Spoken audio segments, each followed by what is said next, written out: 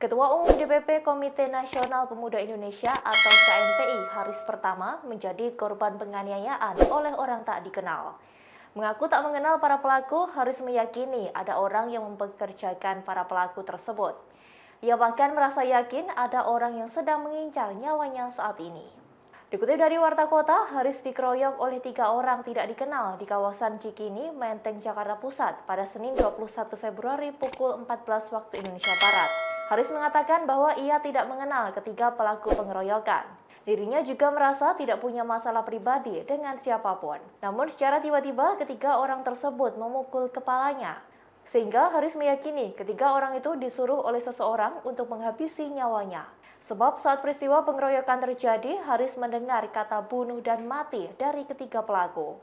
Keterangan dari petugas parkir setempat menyebut ketiga orang itu sudah ada sejak Haris turun dari mobil. Diduga para pelaku juga sudah membututinya sedari rumah hingga di kawasan Cikini. Ia mengklaim sudah mempunyai bukti rekaman CCTV yang memperlihatkan ketiga pelaku mengikutinya dari rumah. Seusai peristiwa pengeroyokan terjadi, Haris melaporkan peristiwa itu ke Polda Metro Jaya.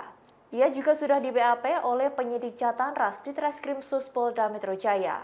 Haris berharap kejadian ini bisa cepat diungkap karena pengeroyokan itu terjadi di lokasi yang cukup ramai. Ya, saya cuma meminta kepolisian segera menangkap pelaku pengeroyokan terhadap diri saya karena ada bahasa bunuh dan mati. Saya yakin saya tidak pernah punya masalah dengan orang-orang tersebut ya. Jadi saya yakin ada dalang di belakang permasalahan ini. Saya yakin orang-orang ini hanya dipergunakan oleh seseorang untuk menghabisi saya. Sudah melapor, menghabisi nyawa saya. Sudah melapor? Saya sudah melapor di Polda Metro Jaya. Saya juga sudah di BAP tadi di Jatanras ya. Di dalam tadi sudah di BAP.